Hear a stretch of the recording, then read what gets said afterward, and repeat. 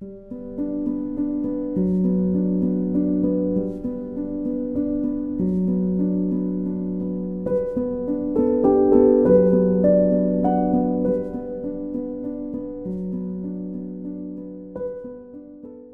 σας και καλώς ήρθατε. Σήμερα θα σας δείξω τα πράγματα που κάνω όταν είμαι μόνη μου με τα παιδιά, όσα καταφέρνω και όσα δεν καταφέρνω να κάνω, τις προτεραιότητες που χρειάζεται να βάλω και τα πράγματα που πολλές φορές αναγκάζομαι να αφήσω. Επειδή τα παιδιά είναι στο σπίτι λόγω διακοπών και επειδή δεν έχουμε συγκεκριμένο πρόγραμμα, δεν με περιορίζει ο χρόνος, οπότε μου ήταν λίγο πιο εύκολο να ετοιμάσω ένα βίντεο αυτές τις μέρες αντίστοιχο. Ελπίζω να σας αρέσει και πάμε να ξεκινήσουμε.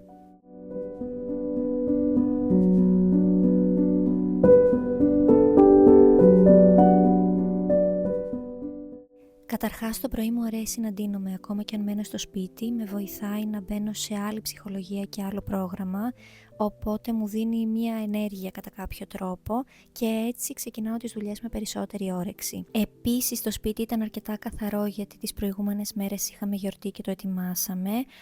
Την επόμενη μέρα ξεκουραστήκαμε, οπότε θέλει ένα καλό μάζεμα παντού, οπότε κυρίως αυτά θα σας δείξω σήμερα.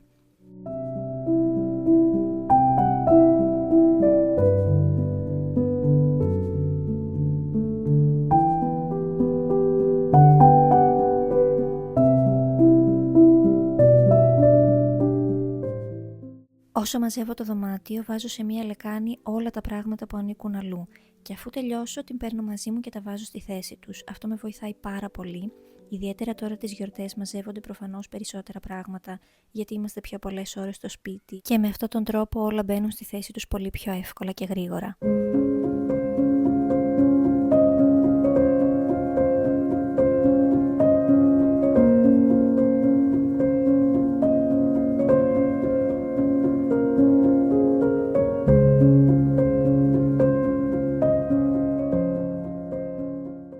Στη συνέχεια άλλαξα το μωρό, το οποίο είχε πιει γάλα από το πρωί και τώρα του έδωσα λίγο γιαούρτι.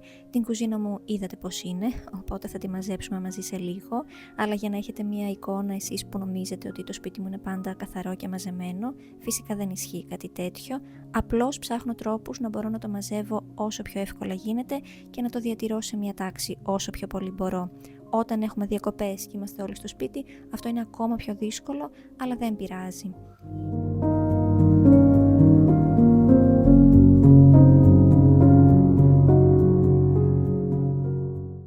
Ετοιμάζω το πρόγραμμα της μέρας στην καινούργια μου ατζέντα που μου αρέσει πάρα πολύ και εδώ βλέπετε όλα τα ρούχα που είναι να πληθούν.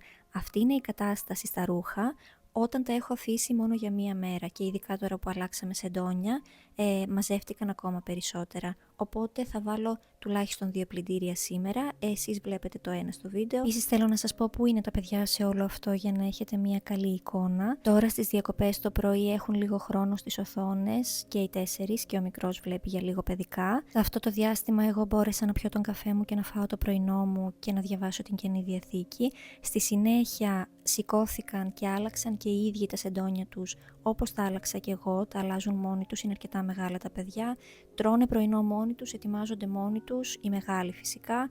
Και αυτό το λέω για όλες τις μαμάδες που έχετε μικρά παιδάκια και δυσκολεύεστε και μου λέτε πώς τα καταφέρνω εγώ με 4 ενώ εσείς μπορεί να έχετε 1 ή 2. Ξέρετε λοιπόν ότι 2 μικρά παιδιά είναι πιο δύσκολα σε σχέση με 4 αρκετά μεγαλύτερα. Εγώ έχω έναν μικρό βέβαια, αλλά μπορώ να τον αφήσω με τα μεγάλα παιδιά εκεί που παίζουν και να μην έχω το άγχος γι' αυτόν. Όταν είμαι μόνη μου με το μικρό είμαι πιο προσεκτική σε σχέση με το όταν είναι τα 4 μαζί στο σπίτι και τον απασχολούν, ειδικά η κόρη μου παίζει πολύ μαζί του και επίσης όταν είναι εκεί στο χώρο δεν αγχώνομαι για το αν είναι εντάξει, ξέρω ότι τον κοιτάνε και αυτό είναι κάτι που δεν τους το ζητάω εγώ, το κάνουν από μόνοι τους, οπότε ο αριθμός των παιδιών δεν παίζει πάντα ρόλο. Εδώ τώρα μπήκα στην κουζίνα και επειδή δεν πρόλαβα να τη μαζέψω πριν, κάποιες φορές το κάνω αυτό, καθαρίζω την ώρα που μαγειρεύω, έτσι κερδίζω χρόνο. Αρκεί να έχω αρκετά πιάτα ώστε να μπορώ παράλληλα να μαγειρεύω και να μην μου λείπουν σκεύη. Αν υπάρχει δηλαδή μια σχετικά καλή ροή στην κουζίνα μπορώ να το κάνω αυτό. Επίσης αυτές τις πιο δύσκολες μέρες που είμαι μόνη μου ή που έχω περισσότερες δουλειές επιλέγω εύκολα γεύματα. Εδώ έβαλα φιλέτο μπούτι, επιλέγω μπούτι γιατί είναι πιο μαλακό σε σχέση με το στήθος που βγαίνει πιο στεγνό και το έκανα σαν τηγανιά. Λίγα μπαχαρικά, λίγο κρασί, θα σας βάλω τη συνταγή κάτω στην περιγραφή, νομίζω πως την έχω στο blog και το αφήνω να γίνει στα υγρά του και στο τέλος θα βγάλω το καπάκι για να πάρει χρώμα. Το αρχικό πλάνο ήταν να κάνω το κοτόπουλο à la crème και να ετοιμάσω πιλάφι για να το συνοδεύσω, γι' αυτό και βγάζω την κατσαρόλα. Δεν πρόλαβα όμως να τα κάνω έτσι όπως ήθελα, οπότε αποφάσισα το κοτόπουλο να το κάνω σαν τηγανιά όπως σας είπα και αντί για πιλάφι να κάνω σαν ριζότο για να έχει περισσότερη γεύση. Σας το λέω αυτό για να καταλάβετε ότι χρειάζεται πολλές φορές να προσαρμόσουμε τα πράγματα και δεν πειράζει αν δεν βγαίνουν με βάση το πρόγραμμα το αρχικό που έχουμε στο μυαλό μας. Επίσης τα παιδιά σε αυτή τη φάση διαβάζουν ένα λογοτεχνικό βιβλίο που πρέπει να ετοιμάσουν για το σχολείο που τους ζήτησαν και η κόρη μου παίζει με τον μικρό, οπότε απασχολούνται έτσι αυτή την ώρα. Το ριζότο το κάνω λίγο διαφορετικά, επειδή δεν μου αρέσει να βάζω το ζωμό στο νερό, γιατί δεν ξέρω αν θα χρησιμοποιήσω όλο το νερό και δεν θέλω να ελέγχω συνεχώς αν είναι εντάξει με το αλάτι, γιατί ο ζωμός έχει ήδη αλάτι μέσα. Οπότε ρίχνω κατευθείαν τον κύβο μέσα στο ρύζι και σιγά σιγά προσθέτω βραστό νερό μέχρι να έχω τη σύσταση που θέλω, να μαγειρευτεί δηλαδή σωστά. Και αυτή είναι η εικόνα στο σαλόνι μας αυτή τη στιγμή. Είναι λίγο πιο συχνό να το βλέπουμε έτσι στο σαλόνι αυτές τις μέρες. Όπως σας είπα, είχαμε τη γιορτή. Την επόμενη μέρα δεν έκανα τίποτα επειδή ήμουν κουρασμένη, οπότε μαζεύτηκαν και περισσότερα πράγματα.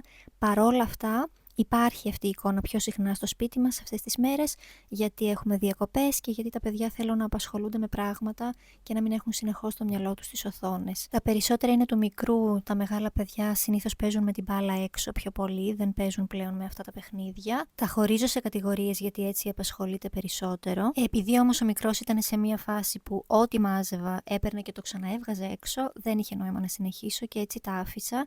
Επιστρέφω στην κουζίνα για να ελέγξω πάλι το φαγητό και φυσικά σε όλη τη διάρκεια που ήμουν στο σαλόνι επέστρεφα για να προσθέτω συνεχώς νερό.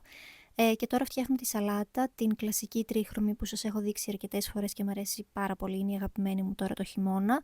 Θα σας βάλω τον σύνδεσμο στην περιγραφή για τη συνταγή.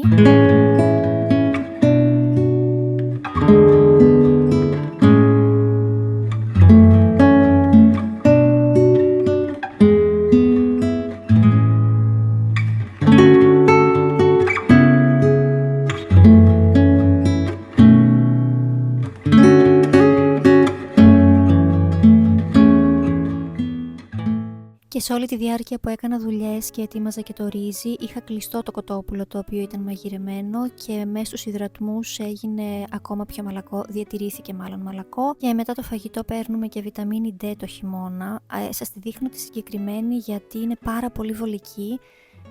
Δεν είναι αυτές οι κλασικές σταγόνες που πρέπει να το κουνάς και να περιμένει το παιδί, είναι πολύ εύκολο. Τις βρήκα όμως μόνη μου, δεν μου τις σύστησε ο γιατρός, οπότε προτείνω να ρωτήσετε τον παιδιατρό σας πριν τις αγοράσετε. Και αυτό είναι το τσάι που χρειάζεται να πιω για να ξεκουραστώ λιγάκι. Δεν τελειώσαν οι δουλειές, όμως εγώ χρειάζομαι ένα διάλειμμα, οπότε θα σταματήσω εδώ προς το παρόν.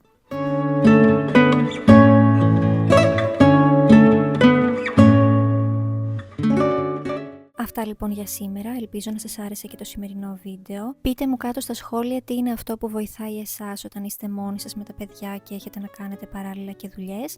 Σας ευχαριστώ πολύ που ήσασταν και σήμερα εδώ και θα τα ξαναπούμε σύντομα. Γεια σας!